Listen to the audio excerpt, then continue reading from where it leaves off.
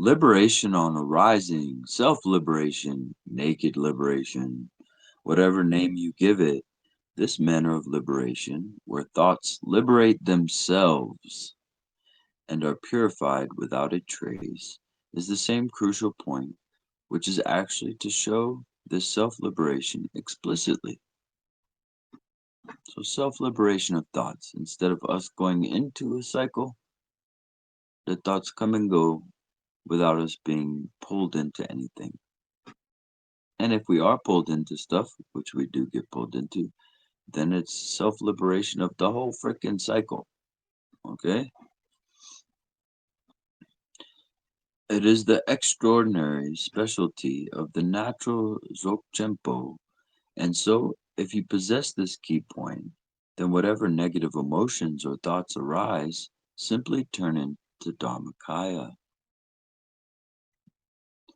All delusory thoughts are purified as wisdom.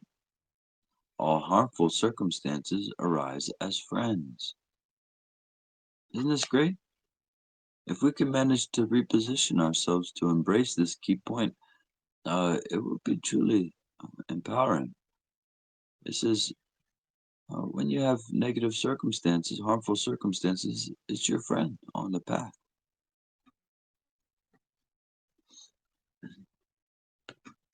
Whenever negative emotions or thoughts arise, they turn into wisdom. Why is that? Because you're sitting here having the negative thought, and then you see that it's pulling you into suffering, and that seeing right there is wisdom.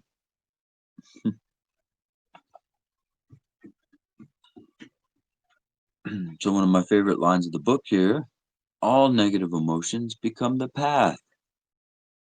All negative emotions become the path. All negative emotions become the path.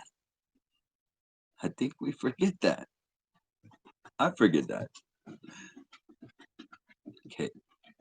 Samsara is purified in its own natural state without you having to renounce it. And you are freed from the chains of either conditioned existence or the state of peace. And remember, you can be at peace while you're locked up in a cage. We're talking about liberation here, not peace.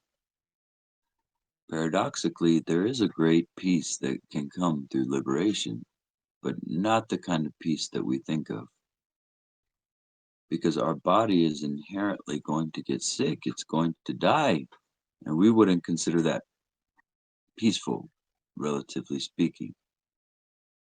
So that kind of peace is sort of secondary. Real peace comes when we can stabilize in the mind, true nature of the mind, and this awareness.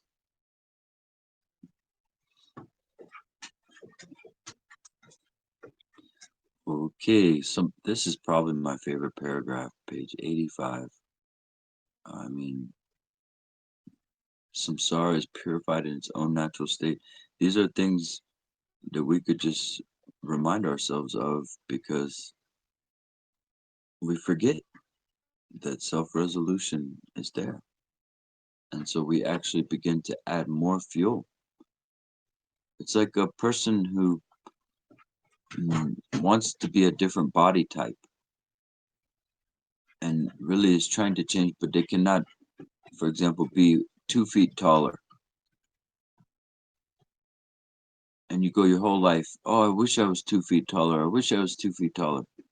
Instead of just accepting your height that you're at.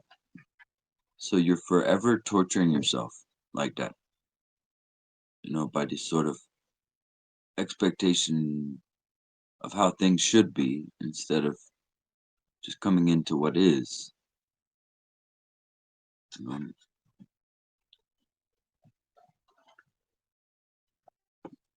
you know, we always want life to be different, is what I'm trying to say.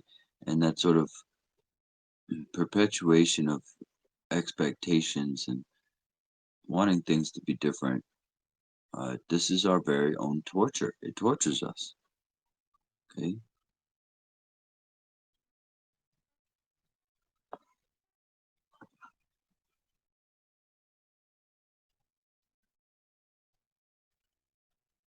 Which last bit?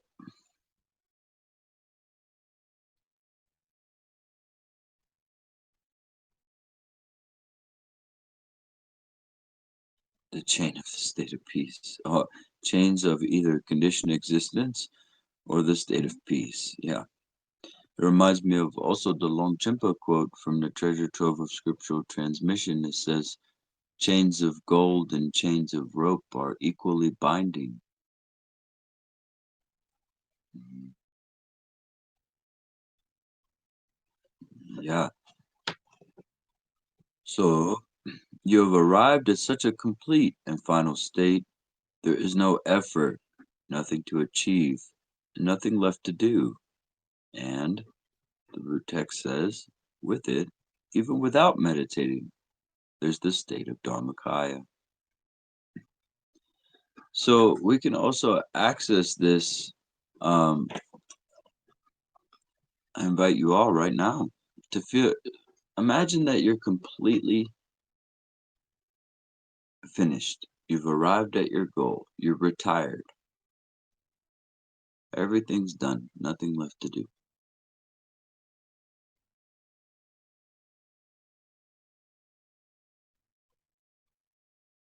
Now, for a second there, you felt very relaxed, didn't you? But then comes back. No, we're not finished.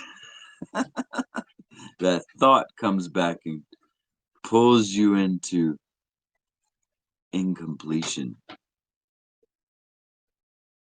That was a relaxing indeed. Yeah. Hi, little bear. Are you complete? Are you feeling complete, little bear? Hi. Hi, little bear. I love you too. So it's amazing how we can sort of point to these little things as proofs. Imagine that you have a state that's completely accessible to you of utter relaxation and completion. It's here right now. You could feel complete anytime you wanted, but you don't because you're stubborn. but but no, we have to do this. We have to get here. My mama told me I need 3 degrees before I can be at peace.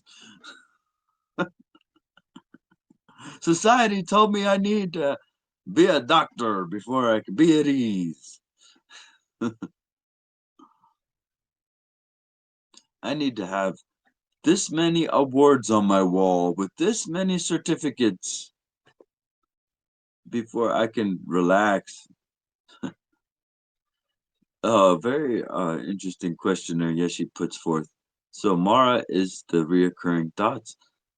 Isn't that interesting? Yeah, could be. Mara could be summarized as all of it, but very interesting because the thoughts are the initiator, aren't they? They're what initiate duality. The thoughts are what initiate our biases, our leaning into depression, our leaning into desire and pride and all these things. Yeah. So thoughts are the culprit, but we could also blame grasping just as much. If we didn't have the grasping, well, the thought, what would the thought be? It would be a flash of neurons. So perhaps the thought is not the culprit. It's just a sort of act of consciousness that ends up bringing us wisdom. So there is no culprit. Our samsara, our mara only strengthens us. It's beautiful. It can be anyway. It can be devastating, but just like a baby being born, each one of us were covered with blood and screaming when we came into this world. Yet for some reason, covered in blood and screaming is a bad thing. You see, we came into this world screaming, or in a sort of hellish situation. Yeah. So everything's not always black and white. you know Mm. What you think about it sometimes in this grasping to these thoughts can be quite an obstacle.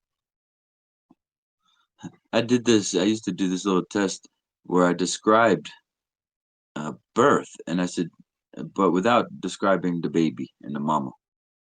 There's blood. There's screaming. What's going on? And everybody immediately assumes something bad. So that's how our mind tends to go. Now there's blood and there's screaming everywhere in the world. And I know we have a strong compassion for that. Yeah, we have a strong compassion for that. But at the same time, we can make peace saying that this is childbirth happening for all of us. We're being born. Mhm. I think so. I know I'm getting a little existential now, but um, I think we're being born into enlightenment, all of us. And we're just suffering our sort of birthing pains. What do they call that? Growing pains? Okay. I don't know what the heck I'm talking about. Let's get back on track here. So, the host of Mara's are reoccurring thoughts. Mara, self grasping. Yeah, and don't hang on to those too tight because that's what I'm saying. We want to be able to embrace Mara as a friend. Yeah, to see everything, the whole thing, friendly. That's what ends up. It's almost like when they had the Civil War, they had all these little battles everywhere, scattered everywhere. Well, we have that also in our mind. We have little battles everywhere that we're fighting. Oh, the battle with how I look, the battle with my relationship with my parents, the battle with my partner, the battle with the Dharma, you know? Yeah, exactly, April. Yeah, we need to hang out a little bit with our demons here and say, hey, let's have a peace treaty. But it's really about our perception. If there's a single thing in this world that we're hardcore attached to that is bad, then there's still a little battle there. That's tricky. That's radical, to tread that middle way where I don't like war. I don't want people to die in war, but I understand war. I see the wisdom in war. I see what's happening here on the ultimate level. See, there's a middle way that we get into. It's very, very radical, actually. You love your dog when it's sick. You feel so much empathy, but the dog is sick and is going through what it needs to. Yeah, yeah, exactly. I think that's maybe what Buddha did. Make peace with Mara. The only way. And in my experience, I have had that where I felt that I had to make a sort of peace with a demon. And then the demon either, okay, let's be liberated. And the demon also wants to be liberated, or the demon is scared. No, I don't want peace. See you later. I'm going to fuck with somebody else.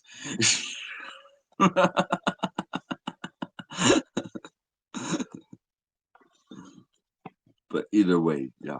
Usually it's just we see the flip side of our anger. We see the compassion in our anger.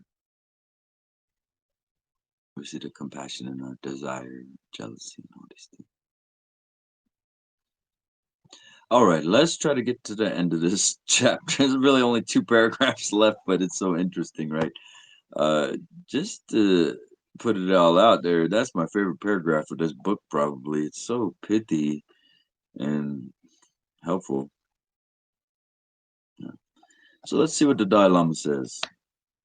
If you can meditate on the basis of pith instructions like these on personal experience, you do not need to make some mental effort to construct something when you meditate. You reach a decisive experience in the state of Dharmakaya. So here it reinforces the fact that we don't need to make a mental effort. We don't need to define what's going on all the time.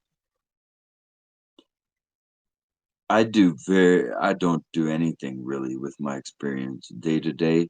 I don't say, "Oh, this is happening with my energy, this is happening with my mind." This is my status as a practitioner. This is my status as a Dzogchen. I don't do any of that. So we can start to get used to just leaving it. If you do not have the confidence of such a way of liberation, you can claim your view is high and your meditation is deep, but it will not really help your mind, and nor will it prove a remedy for your negative emotions. That's the key right there. All these meditation paths out there make giant claims, but they don't actually cure your negative emotions. They don't actually make the issues go away. This was my problem with Vajrayana. Retreat after retreat, we would do all these mantras, and then everybody would come back just as pissed off and confused as they were the year before. So to me, I was like, all right, let's get to the nitty gritty. Let's cut to the chase. Let's get into Dzogchen. We want some real liberation here, not just silly anecdotes. Mhm. Yeah, even if your meditation is deep and your view is high, it's still, and I've tested this. I was frustrated. I went on 10 years worth of retreats just to find out that none of this stuff is working. It wasn't until I heard Guru Padmasambhava say, You've been trying for so long to get rid of your problems. Just relax, rest, let it be. No more doing. Just let it be." That was when began to end the battle with myself. I ended the war, the internal war. And I still had small battles that were raging, of course, but mostly the peace treaty was signed. Okay, so it will not prove as a remedy for your negative emotions. So, okay. Therefore, this is not the true path. They're talking about Sutrayana approaches. Yeah. On the other hand, if you do have the key point of self arising and self liberating, then without even the minutest attitude of a high view or a notion of deep meditation, it is quite impossible for your mind not to be liberated from the bounds of dualistic grasping. When you go to the fabled island of gold, you can never find ordinary earth or stones, however hard you look. In just the same way, stillness, movement, and thoughts all arise now as meditation. And even if you search for real, solid delusions, you will not find any. And this alone is the measure to determine whether your practice has hit the mark or not. So, the root text says, the third vital point is confidence directly in the liberation of rising thoughts. See, confidence, trust, whatever you want to call that, that's what I was, that's what we're pointing out. In the past week or so, we've been sort of talking about that. Make that leap of faith that things are self-resolving, that there's self-liberation. Step into self-liberation with a degree of faith and confidence. Mhm. Here it seems that Patrul Rinpoche is emphasizing that on the basis of this experience, you have to establish confidence in the essence of that self-liberating quality of thoughts. Very good. So that's the end of section 3. We do have a little bit more reading after that. Um, okay, we made it. And thank you everyone on YouTube for showing love, and thank you for your practice most of all.